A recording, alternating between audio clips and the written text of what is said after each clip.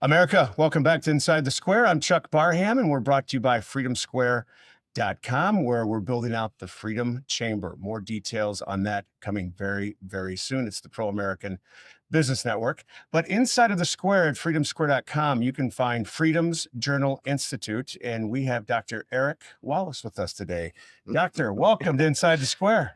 It is my pleasure. Thank you for having me. It's great to have you here. We've met each other couple of times in the past.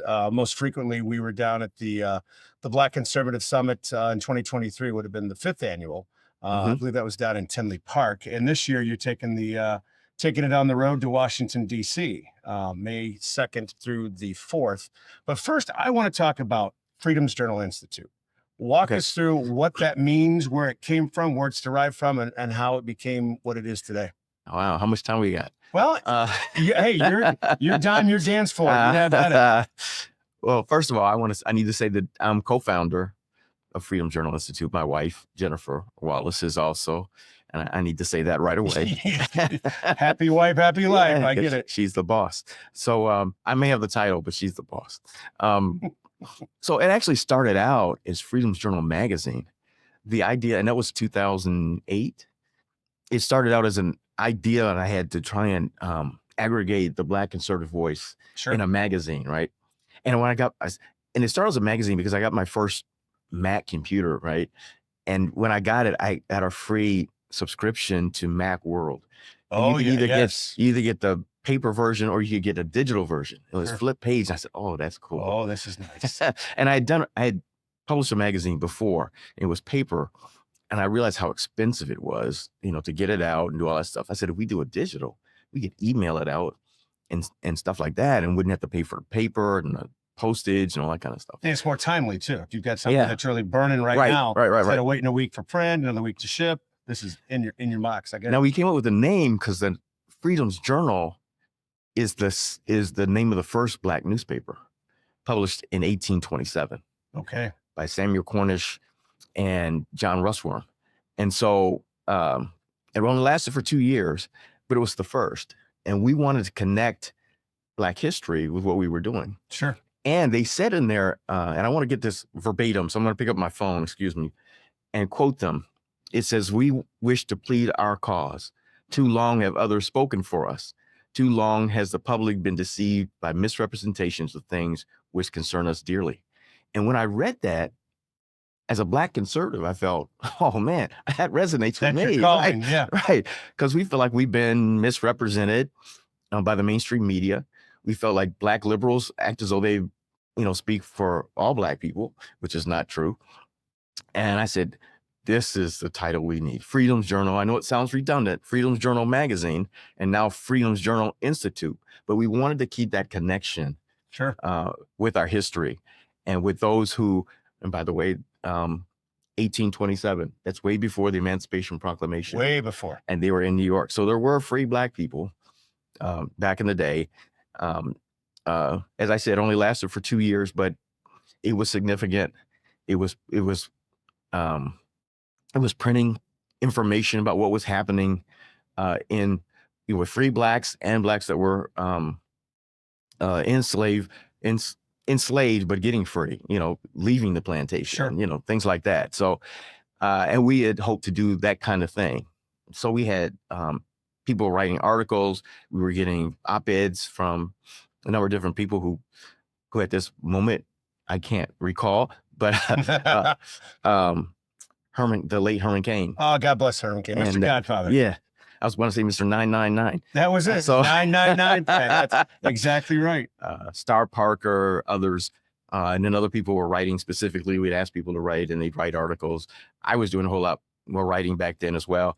And then it's a lot of work to put together. Oh, it is. People don't understand. They're like, oh, you just go out, you get some articles, put it together. Oh, no. No. One, it's getting the person that you said that wants to do the article to find the time to do the article. 2, adhere to the timeline that you need them to write the article. 3, get the article to you, proofread, and it's like cats. And lay it out. Right. So it looks nice. And so we did bi-monthly. So we did one every 2 months. So 6 a year. We did that for a couple of years and then decided I wanted to do something more substantive than just doing that. I enjoyed it, and it was also, it wasn't as cheap as I thought it was. And then trying to raise money Oh yeah. to continue to do that, because who wants to buy advertisement? So it's catch-22. So you've got advertisers want to advertise in a magazine that all these people are looking at, right? Sure. And then you have to get it to all these people so you can say, I've got all these people. Correct. So, it started out that it wasn't being as, the folks who were reading it were raving about it, but to try and get it to everybody. So you had to have this huge, ginormous email list, Sure. which we didn't have. So we're trying to build that at the same time. So it was much more difficult. A lot of chicken and the egg going on there. Man. So then we decided, okay, let's see what we can do. We can do more with this Freedom's Journal idea and maybe make it more of a think tank kind of idea. And so we incorporated the magazine into Freedom's Journal Institute. And it's actually Freedom's Journal Institute for the Study of Faith and Public Policy. So we're trying to use our faith commitment, because I'm an ordained pastor and I have a PhD in biblical studies. And so I wanted to use all that information that God allowed me to get and decide, how do I use it? How do I use it to build the kingdom? How do I use it to challenge the church to vote its values? And so our mission is actually advancing the kingdom of God through social, political, education, and engagement rooted in a biblical worldview. That's a huge hill in today's environment to climb. Yeah. The church. Yeah. But it's, I feel it's my mission field, that this is what God has called me to. I mean, I've got initials in front of my name and initials behind my name. I also have 2 master's degrees. All my degrees are in biblical studies. And getting involved in the political aspect of it, I have no training in that, but I have run for office a few times. And so I've watched how, and this is the story behind that, getting into the political part, was I watched, for a long time, I'd kind of been, my mother was the first Black Assistant Secretary of Agriculture under Jimmy Carter. So for a while, I liked Jimmy Carter for 2 reasons. One, my mother worked for him. Sure. And then number 2, he talked about being born again, right? And as a born again Christian, I'm like, oh, okay, that resonates with me. And it wasn't until after he got defeated by Ronald Reagan that I started actually looking at the Republican Party and started to realize, you know what, the Republican Party's platform is a lot closer to my biblical worldview. And so after looking at that and actually watching the, what do you call it, the convention, Republican convention. Oh, sure. I think it was the second time that Bush was running. And he got a little teary-eyed because we started talking about some military person that was sitting up in the balcony. And I looked at him and I said, you know what? He professes to be a Christian as well. I could follow this guy. Sure. I mean, I'd agree with everything, but I could follow this guy. You're never going to agree with everything. And then I saw in the Tribune a few days later how there was this meeting of Black pastors, I believe somewhere in Tennessee, and Jesse Jackson Sr. was there, and they were talking about how they could affect the next election for the Democrats. And for the life of me, I was thinking, I understand what they don't see in the Republican Party. And so I figured, you know what? I need to do something about it. Sure. And so, and that was after I'd finished my dissertation, trying to figure, okay, God, what do you want me to do with all this education? I've been doing some teaching, but some doors weren't opening up. The question I have is, why is it taking so long for the Black community to wake up?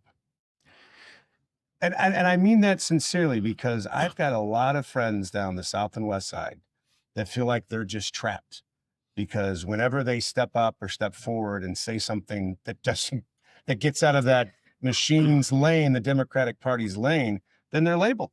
Yeah. And it's nothing but, they're throwing nothing but truth around, but they're labeled. They're an Uncle Tom. Oh, you're a black-white racist, which I can't wrap my head around that one.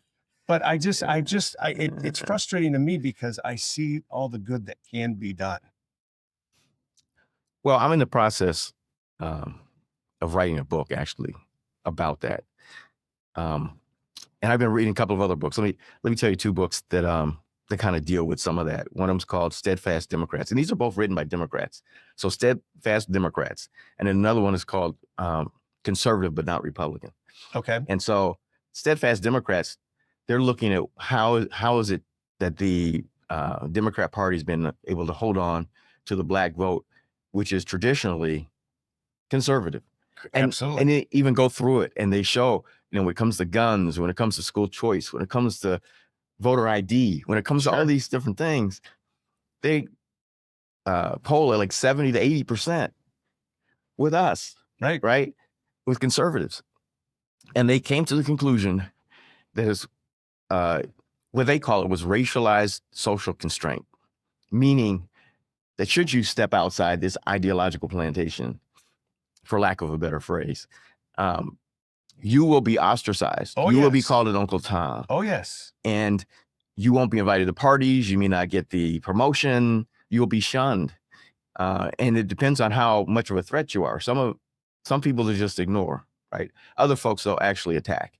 And so Black conservatives were being canceled long before it became this, popular thing. The cancel culture. Yeah. Right. We were experiencing that long time ago. And so what we have to be able to do, and it's one thing that, it's somewhere we're going to talk about the Black Conservative Summit that we do, is we try and create a safe space for Black conservatives to come together and network. Sure. And to talk to one another and feel at home, if you will, with other people who think just like you do. Now, for us, it's not just Black conservatism, but it's our Black Christian identity as believers that leaves us even some of a smaller niche, if you will, because I think they're the low-hanging fruit that says, do you really believe that little boys can become little girls? Right. Where is that in Scripture? Yeah. Right. You really think it's okay for people to go out and is there a right to be able to kill your baby in the womb? That's supposed to be one of the safest places for a baby, is in a mother's womb. And yet it's one of the worst places to be, according to, the statistics. And then back to school choice and things like that, where the majority of the Black community actually agrees with us. The Black Christian community, especially. Sure. I can't talk about Black atheists or the Black far left liberals. Some of those you may even wonder about what they're even about. But the title of my book that I'm working on, I hope I get it out before the summit, is the apostasy of the Black church. I'm looking at my watch right now, and it's March 11th, and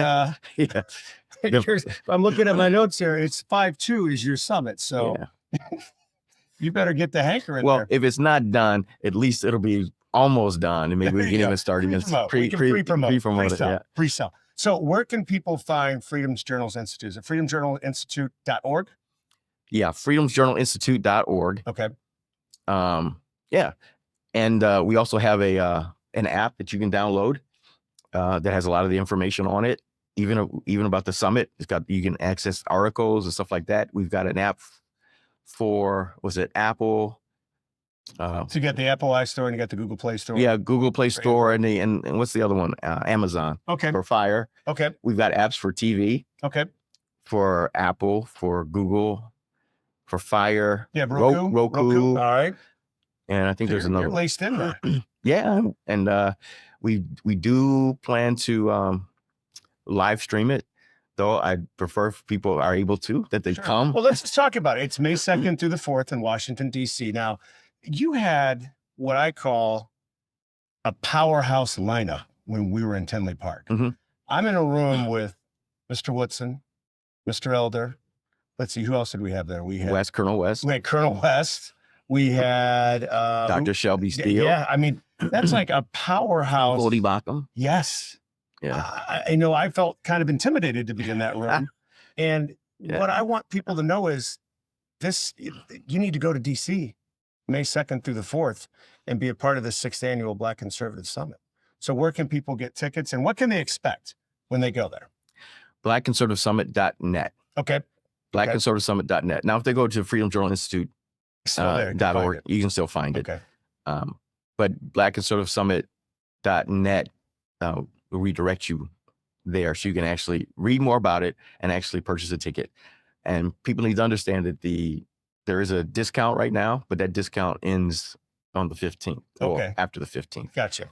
So what's the focal point, the tip of the spear for the summit this year? I know we're in a big election year. Yeah. So we have Black America at a crossroads, cultural Marxism or a biblical worldview versus a biblical worldview.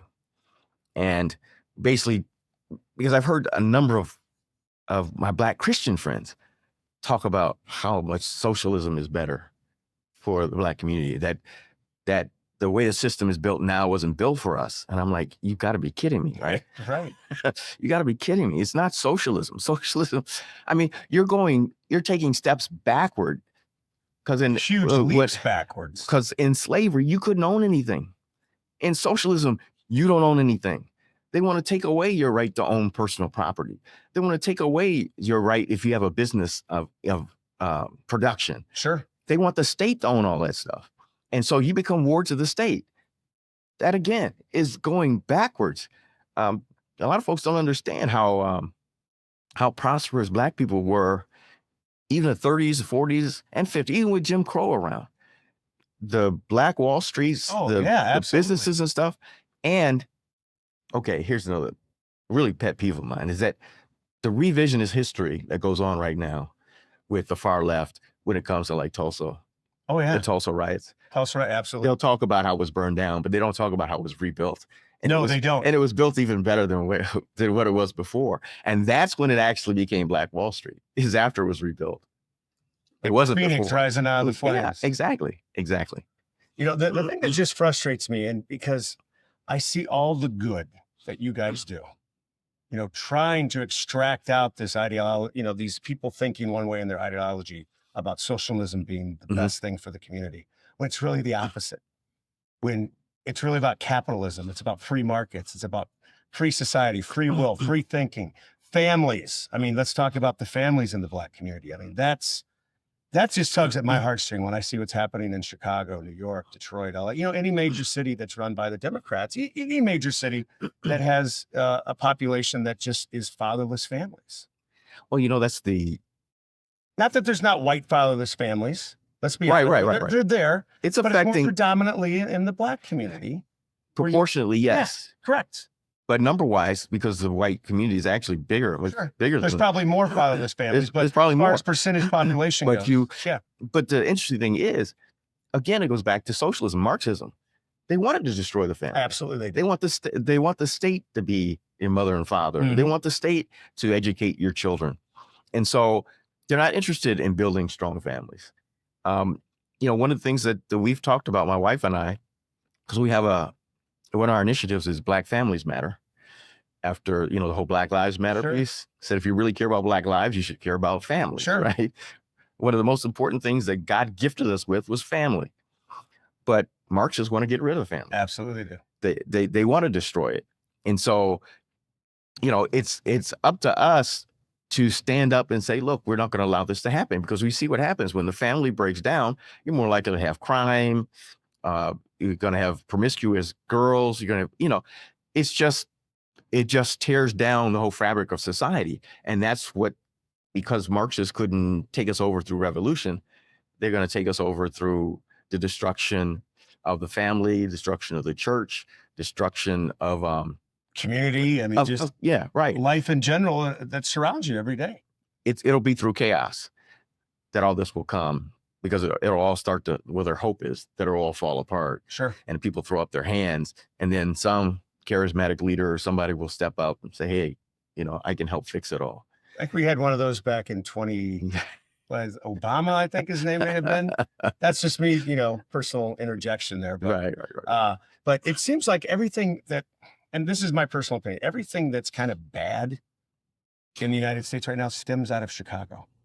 When you look, I always call Chicago the snake's head, because you've got, you know, the professors here, you've had the Clintons here, the Obamas came from here, Saul Alinsky's from here. I mean, just seems like everything that we've seen manifest and grow in this big weed now across the United States stems from 45 miles to our east. I hadn't thought about it like that. I mean, I thought about when Obama was in office.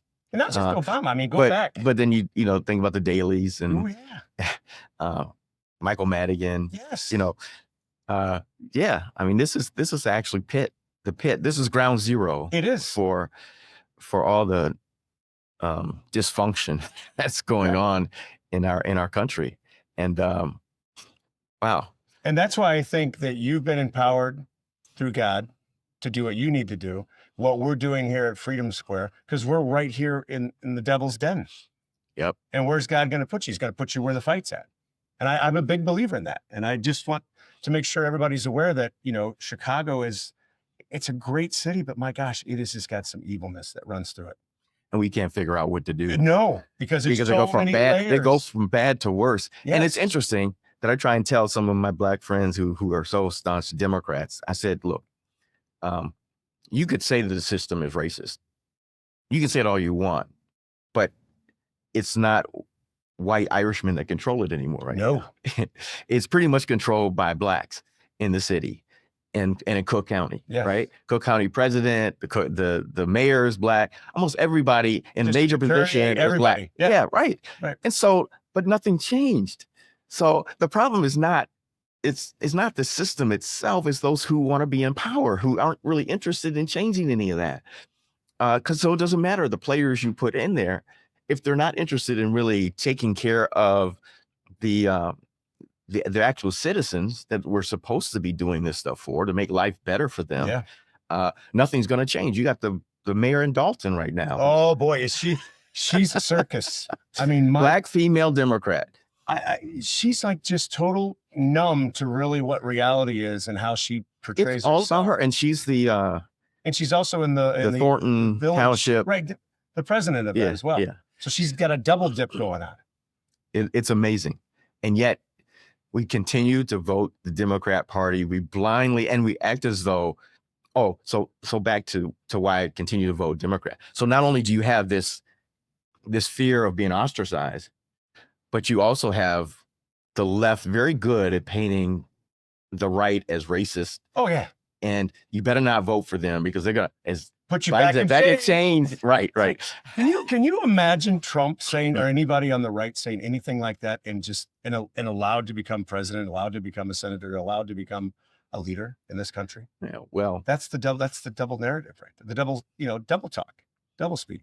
it is. And so even though they're conservative, and we know that, and we're trying with Freedom Journal Institute and various initiatives that we have, And the Black Conservative Summit. to try and pull those folks out and say, look, you don't have to feel trapped, as you said, that you can't come out and say, hey, I'm a conservative. I'm going to vote my values. I'm going to vote my biblical principles. And so that's why I think that the church is the low-hanging fruit. That who you going to fear? Are you going to fear men, or are you going to fear God? And my thing is, you better fear God. Yes. Because God is not, Absolutely. God, first of all, God's not in heaven twiddling his thumbs or wringing his hands, figuring, oh, what am I going to do? He's like, I've given you my word. I've told you what it is you need to do, what it is you need to follow. And you cannot, what's that verse that talks about woe unto those who call evil good and good evil? Correct. He's already told us. And he's called people like me, and there are others. I'm not the only one out here. If you can call us modern day prophets who are saying, hey, we need to get back to biblical principle. You need to repent and Need to stop. get right. Yep. Yeah, and stop supporting people who don't support biblical principle. Again, I want to say, 10 years ago, this would have been so crazy for anybody to even talk about how there's more than two genders, and that your child can become, your boy can become a girl and a girl a boy. They're mutilating our children. Not only are they killing people. Okay, I'm sorry. No. Not only are they killing people, babies in the womb, now they're doing it so you can't even get pregnant. Oh yeah.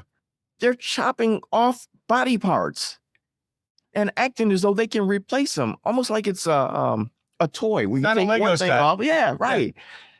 It's ridiculous, and we're listening to this craziness. These people should be, in padded rooms somewhere. But what's being done about it?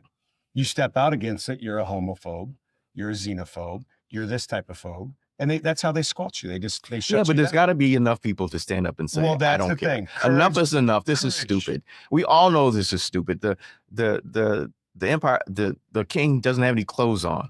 Somebody needs to say something. Right. And so that's part of what Freedom Journal Institute is trying to do. And we actually have a membership thing we call the Alliance of Freedom Fighters, where the freedom fighters will come together and we will stand together, and we'll try to have groups across the country and have meetings, in as many cities and stuff as we can.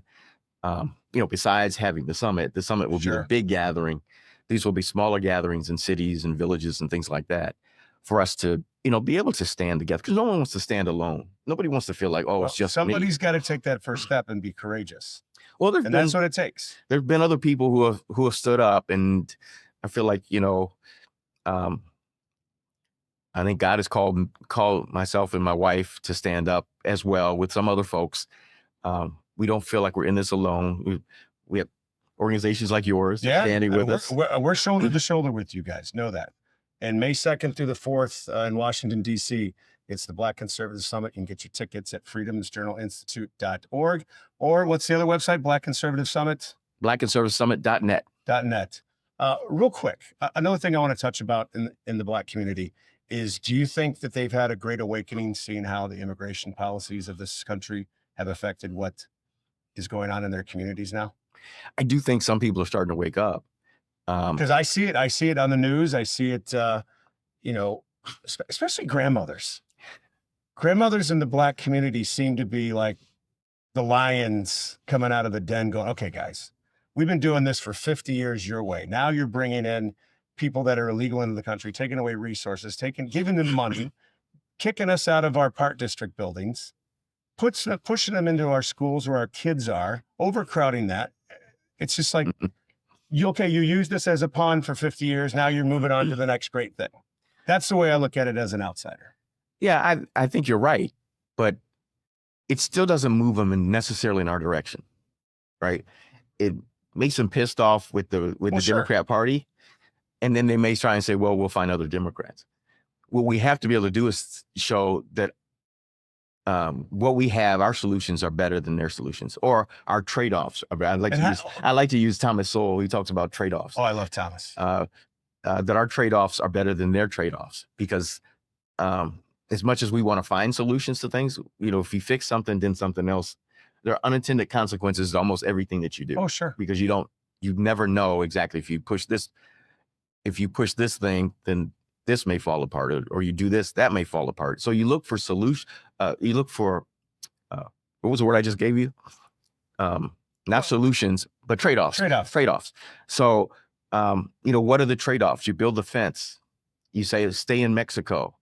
That was a trade-off, because there's some other things that may happen despite that. Yeah, but that was a good trade-off. We're willing to take that one, right? But how do you get the messaging through and cut through? Like, guys, come over here. We've got a better way to do things, a better way of life for your community, a better way for your family, better education for your kids, school choice, everything. Yeah. Well, we have to continue to educate people. You continue to talk to those who want to engage, are ready to engage. You're not going to get everybody. No, right? You never will. And so we have to get enough to do what, Malcolm Gladwell in his book, The Tipping Point. So you get enough people so it starts to tip our way. And then people don't feel as bad coming, stepping out of the closet, if you will, to be conservative and to say, and take a closer look about what it means to vote your values. Now, as a nonprofit organization, I can't say rah, rah, Republican Party. Absolutely. But we are rah, rah conservative principles. We are rah, rah, what the Bible says about these particular issues. Sure. And if you're a believer and a real follower of Christ, I'm not talking about a pretend follower of Christ. I mean, a real follower of Christ, deep, then you've got to, take a real hard look at where people stand on issues, and stop trying to understand that somehow the federal government is supposed to take care of people. Right. That's not their job. It's not the job of the federal government. Jesus didn't say, pay taxes so that the government can take care of the poor. He told us to take care of the poor. Correct. Right. Correct. And if the church, the real legitimate church, is doing its job, you need less help from the government. In fact, we want to get to the point where the government isn't even in that business anymore. Wouldn't that be wonderful? Wouldn't that just be great? Yeah, because then we can share Christ with them. We can tell them how to live, and they know that's not a permanent thing. That the safety net was supposed to be doesn't become a hammock. They start living. Oh, I like that. They start living there because because it becomes comfortable. Sure. Well, sometimes it needs to become uncomfortable. That's how you grow. I've always said that. You get comfortably numb. You just get lazy. You got to get uncomfortable to grow. Yeah. So Black Conservative Summit, Washington, D.C., May 2nd through the 4th. Get those tickets where again? You can go to freedomsjournal.org. Okay. freedomsjournalinstitute.org. You can get there by freedomsjournal.org. We have that Oh, okay. as well. Or you can go to blackconservativesummit.net. We need to have you back inside the square more often, because I think we could really dive into some deeper issues and talk about the church and not just the Black community, the white, I mean, overall the church as a whole, and its role and what it's not doing and what it is doing that they shouldn't be doing. But what you guys are doing at Freedom's Journal Institute is great. Black Conservative Summit, Washington, D.C., May 2nd through the 4th. Doctor, thank you so much. It's my pleasure. Thank you for having me. America's future hangs in the balance. The progressive left has weaponized race and gender while marginalizing traditional Christian values and morals. The Marxist roots of critical theory are gaining influence in many of our institutions. The Black Conservative Summit is May 2nd through the 4th in Washington, D.C. Registration discount ends at midnight on Friday, March 15th. So get registered today by going to our website at blackconservativesummit.net. For more information, go to blackconservativesummit.net.